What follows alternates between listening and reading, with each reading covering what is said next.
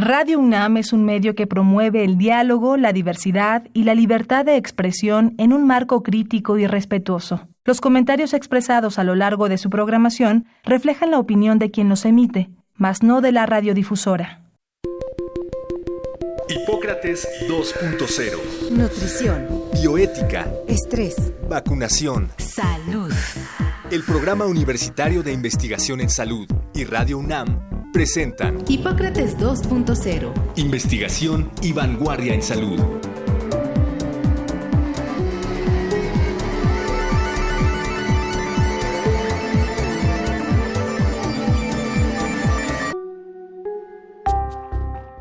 En los últimos días, hemos visto un mayor avance de la epidemia de coronavirus en todo el mundo y también en nuestro país. La información generada en cada momento se suma a lo que llevamos viendo por más de 2 meses, y la preocupación también aumenta hasta generar ansiedad, confusión o miedo. Es muy importante reconocer estas emociones y manejarlas de forma positiva.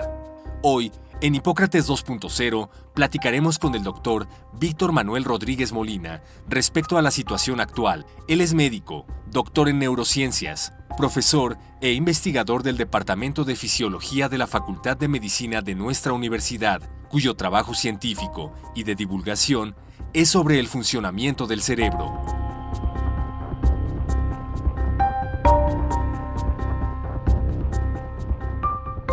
Bienvenidos a Hipócrates 2.0.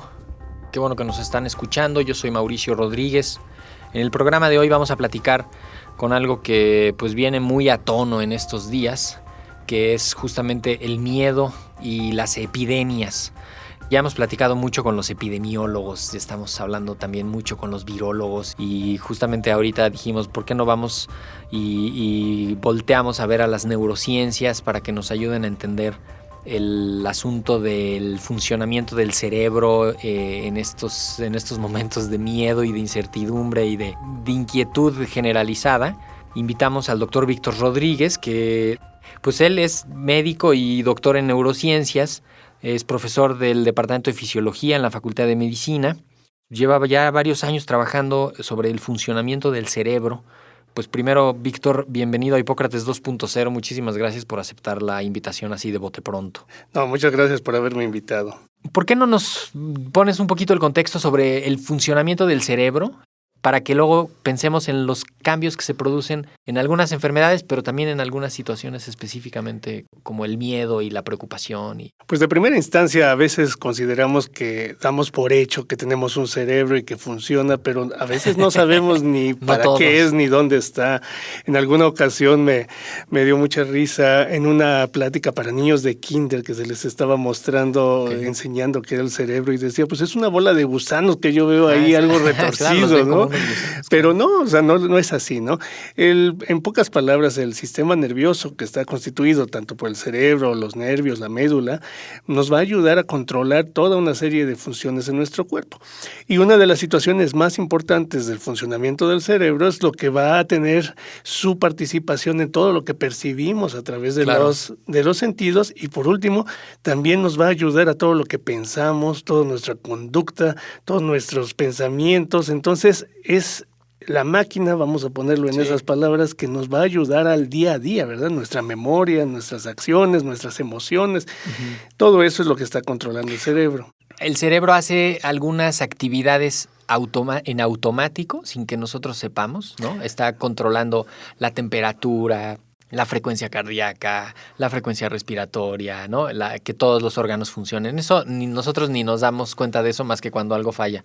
Y también procesando esto que percibimos con los ojos y los oídos y todos los otros sentidos, los sabores, etcétera, ¿no? Y lo procesa, lo interpreta y emite una respuesta en función de eso. Sí, de hecho es algo muy interesante porque no es obvio, no es intuitivo.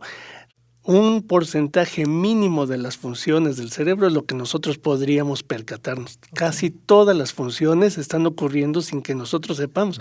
Es más, existe nada más así muy brevemente una discusión científica que se le denomina el libre albedrío, que es qué tanto nosotros controlamos lo que hacemos, y en eso existen postulaciones que dicen que prácticamente somos títeres, ¿no? Que no podemos controlar nada, pero bueno. Lo que nosotros podemos percibir del mundo, de cómo nos comportamos, de lo que vamos a hacer, pues esa es parte de lo que sí tenemos consciente de esa función. Y que el libre albedrío es esto de elegir, de tener dos opciones y elegir una de las dos opciones, determinar hacer algunas acciones, ¿no? Más o menos por ahí va un poco más allá, porque aparte de elegir, es tener conciencia y control de lo que yo hago. Entonces, ¿qué tanto si yo quiero decir estas palabras en este momento, yo tengo el pleno control de eso, o es producto como de una maquinaria donde se está moviendo una serie de engranes y donde viene un estímulo y desencadena respuestas, ¿no?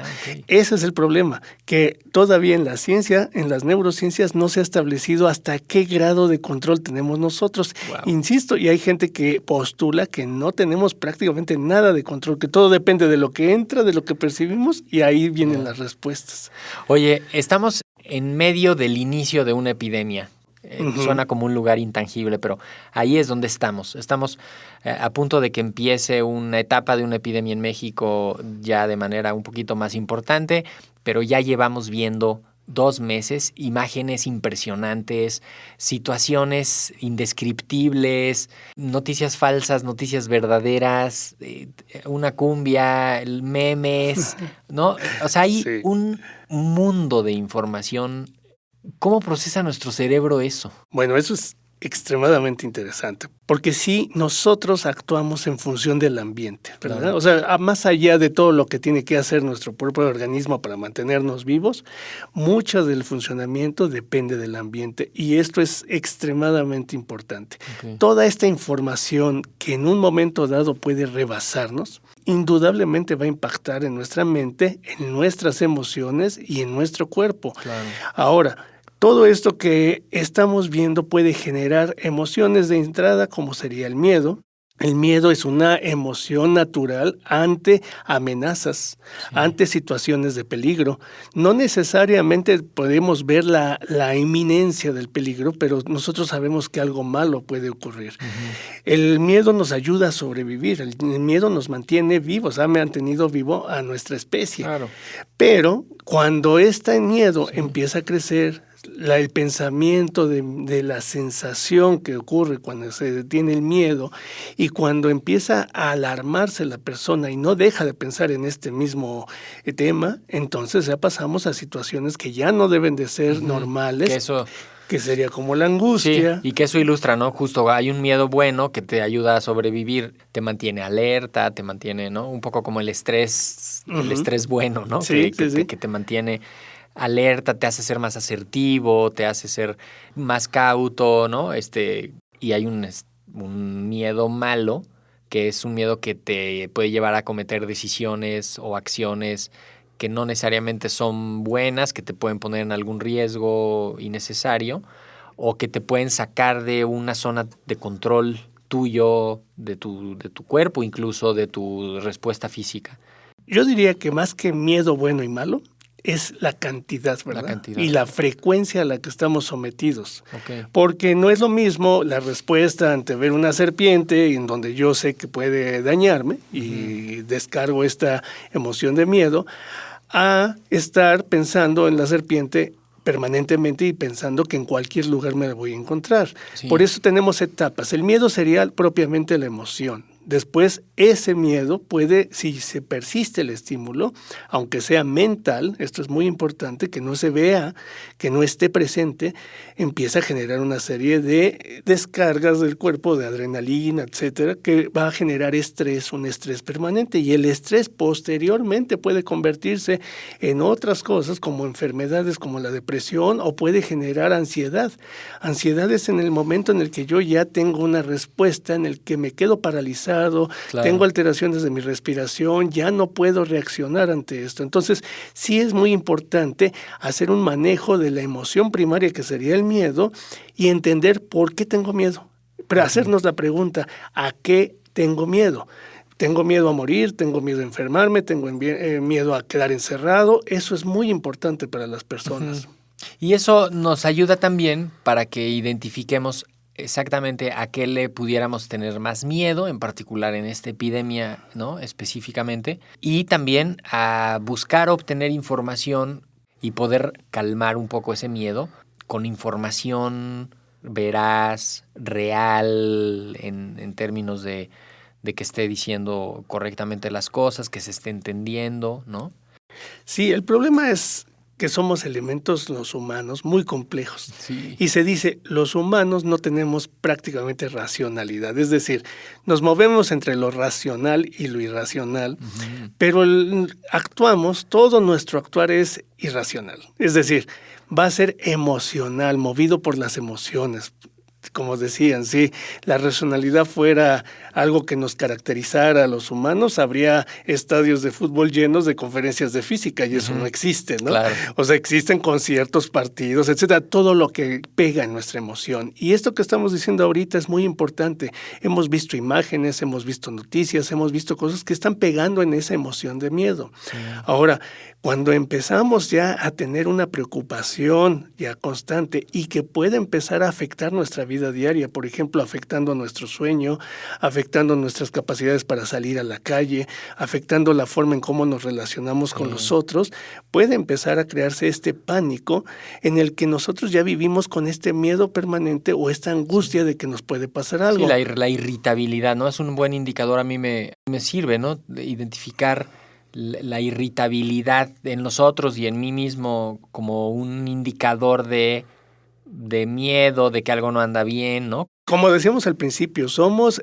en ese sentido muy transparentes. Algo nos ocurre, tenemos una incomodidad, tenemos algún malestar físico o mental y puede traducirse, entre otras cosas, como irritabilidad, puede traducirse como aislamiento social, puede traducirse como agresión o puede traducirse en que nos desconectemos del mundo, simplemente. Hay gente que no reacciona con ninguna de estas características y de repente está aislado sin conectarse. Entonces, eso, por ejemplo, en adolescentes, en algunos niños o en algunas personas que no es su conducta habitual, tenemos que tener mucho cuidado porque ahí es donde debemos de poner el ojo en que puede estarse gestando un problema derivado de una circunstancia que vivimos todos, como en este caso, ¿no? De la pandemia. Sí. Cambian algunos de los componentes químicos del cerebro.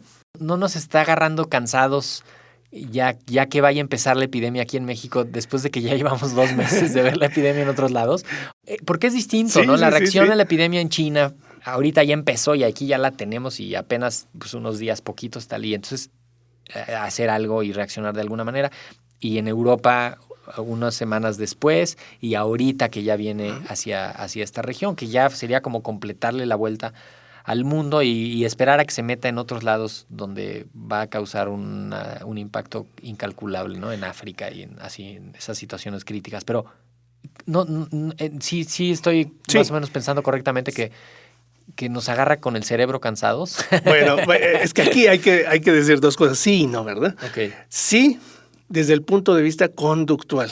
No en el punto de vista del funcionamiento del cerebro. El cerebro tiene, digamos, básicamente, vamos a ponerlo así, tiene una estructura que se le denomina la amígdala, que es la encargada de generar el miedo. Que no son las amígdalas del cuello. Está en el cerebro, arriba de la oreja, digamos, a esa altura. Escondidos allá adentro. Es un núcleo, es un grupo de neuronas que cuando descargan pueden generar esta respuesta. Ahora tenemos otra región que sería la corteza prefrontal, que es lo que está arriba de nuestros ojos, que es lo que ayuda a frenar eso. Entonces, de manera de funcionamiento del cerebro tenemos mecanismos de autorregulación. O sea, sí vamos a desencadenar la respuesta, pero nos regulamos. Pero ¿qué ocurre a nivel conductual? Y este es un punto extremadamente importante en este momento. Las autoridades, los expertos han dicho, no podemos ahorita decir que se cierra toda la ciudad y nos quedamos encerrados. ¿Por qué no se puede? Porque lo que sí va a ocurrir es que si nos mantenemos con este temor, con este pánico para algunas personas o con este miedo por mucho tiempo, cuando venga el verdadero peligro, ya estamos sensibilizados. Es la fábula del lobo. Sí, ahí viene el lobo, no viene, y cuando viene ya no reaccionamos. Entonces, es importante guardar los tiempos, no porque estemos en medio de la incertidumbre, sino es importante guardar los tiempos para que reaccionemos de manera efectiva, de manera resiliente, cuando debe de ser. Porque puede correrse el riesgo de que no hagamos eso y entonces las consecuencias van a ser peores. La resiliencia. Que el miedo y que la angustia y todo esto hay que pasarlo, hay que asumir que ahí está, pero ya en los hechos creo que hay que tomar esas acciones específicas que son las que nos pueden ayudar de manera más importante y que aprovechar que hemos tenido 10 semanas más que los otros lugares. Claro. O sea, cuando dicen, no, es que en Italia está horrible. Bueno, nosotros tenemos 4 semanas más que Italia. Exacto, para prepararnos. Por ejemplo, en esta misma pandemia, Corea es uno de los países que salió más rápidamente porque acababa de tener otro problema que el SARS. Y todo el aprendizaje que les dejó desde preparar pruebas de diagnóstico, de preparar a la población, lo pudieron aplicar ahorita y les ayudó. Entonces eso tenemos que hacer nosotros aquí. Sí. O sea, el miedo pues te puede paralizar, te puede llevar a ser errático, a cometer algunas actitudes que no sean buenas y también no pensar en el nivel individual, porque si son muchas las personas que están cometiendo estos errores y estas acciones, pues entonces sí se hace un desequilibrio que es difícil y que termina sumándose como otro problema, ¿no? O sea, tenemos una epidemia causada por un virus, pero tenemos una infodemia causada por la información. Sí. Y tenemos, pues ahora, como una epidemia de miedo que se contagia, que la gente pues está pues ahí también siendo parte de ella y que también hay que ayudar a prevenirla, ¿no? Sí, de hecho yo creo que lo más importante que podemos hacer nosotros es decir qué debe de hacer la gente. Entonces lo primero es, como estás diciendo, el miedo paraliza. El miedo imposibilita que podamos responder resilientemente, nos bloquea la mente. Entonces, ¿qué tenemos que hacer? En el momento que yo tengo una situación de miedo, una situación de angustia, tengo alteraciones del sueño, alteraciones de mi alimentación, de mi conducta, hay que ir con un especialista. ¿Quiénes son los especialistas? Los especialistas pueden ser los médicos psiquiatras y es muy importante que se traten estas condiciones porque no se va a quitar de manera natural. Es más, puede empeorar o con algún terapeuta, pero sí requerimos de ayuda que nos vaya a mejorar nuestra condición que estamos pasando ahorita. Y otra cosa que es muy importante, que ya se ha visto a lo largo de la historia de estas situaciones, tenemos otra condición que se denomina estrés postraumático. Mucha gente puede quedar con una lesión emocional en el que después de haber sufrido, entre comillas, el horror de la pandemia, pueda tener estas vivencias de manera permanente por años. Entonces debe de tratarse. Sí, como esto los de la guerra o los que les pasa algún accidente así importante. Por ejemplo, ahorita están saliendo publicaciones muy recientes de que las cuarentenas son un factor de riesgo, el mantenerse encerrado por 2-3 semanas para generar estrés postraumático. Y dicen en el artículo dice muy simple, por eso se utiliza encerrar a alguien como castigo. Sí. Porque no es nada favorable para la persona. Y que justamente previendo eso,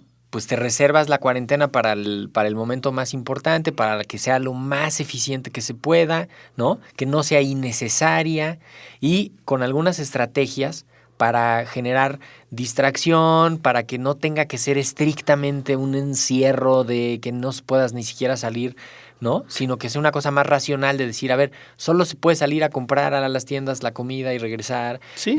No se junten muchos, ¿no? Exactamente, y por ejemplo, ahora sí, tanto se habla de los celulares que nos provocan daño, bueno, son medios de comunicación y nos van a ayudar a mantenernos en comunicación. Otra cosa que también sería muy importante, personas que tengan una afección en la que se sientan muy aprensivas por todo el problema que estamos viviendo, se les recomienda no vean las noticias. Sí. no estén, o sea, si alguien no puede dejar de estar viendo información, etcétera, eso ya es un mal signo. Si alguien no puede dejar de estar leyendo en las redes o compartiendo información, es un mal signo. Lo más fácil para poder no desarrollar, no caer en pánico, es empezar a cortar esto y comunicarse con gente que no esté en ese canal, ¿no? Y yo creo que recordar algunos de los hechos, ¿no?, reales que nos pueden también dar alguna tranquilidad. La enfermedad de la que estamos hablando es una enfermedad que en términos generales pasará como un catarro común. En algunos casos tendrá un poquito de más manifestaciones clínicas, fiebre, tos un poquito más difícil, pero también ahí se va a quedar. En unos más poquitos les va a dar dificultad respiratoria, les va a dar dolor al respirar, les va a comprometer alguna de sus funciones. Y sobre todo en los que sean más viejos y en los que tengan enfermedades, pues va a contribuir a que se desequilibre su cuerpo, se les desequilibren sus enfermedades, su cuerpo no va a poder responder bien y se van a complicar y van a tener que tener una intervención un poco más grande. Entonces, si asumimos en que la gran mayoría está dentro de este gran conjunto de los que son de riesgo relativamente bajo, pues entonces también eso nos tiene que ayudar para que los que estamos de este lado del conjunto protejamos a los más vulnerables que están del otro lado y que necesitan que a los que no nos va a ir tan mal con la enfermedad, los protejamos a ellos, que son los más vulnerables. Sí, porque esta población vulnerable indudablemente tenemos que cuidarla, ¿no? Que son los ancianos, niños o enfermos, ¿verdad? Que tengan otro tipo de enfermedades.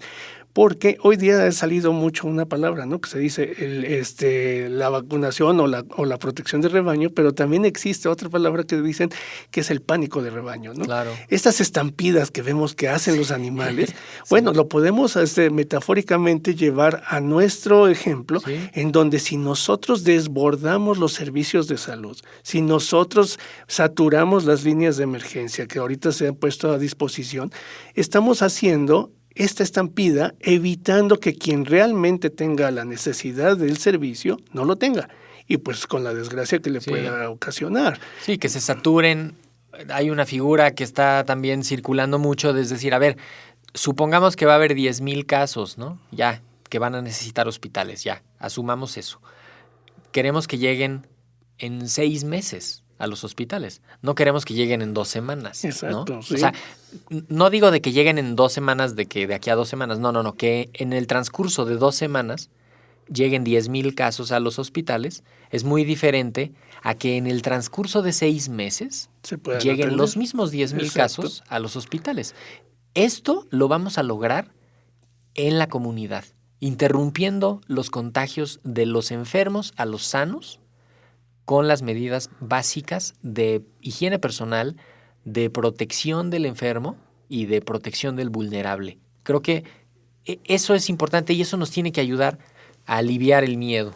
Sí, es que así como tenemos el contagio del miedo, también debemos de tener este contagio de la prevención. Es decir, cada uno de nosotros somos responsables de decir a quien tenemos a un lado, usar el gel antibacterial, lavarse las manos, no tocarse la cara, etcétera, para evitar que empiece a crearse esta estampida, ¿verdad? Entonces nosotros somos responsables, seamos médicos o no. Todos debemos de cooperar y eso nos va a dejar un beneficio a todos. Claro, y eso es preparación en la comunidad.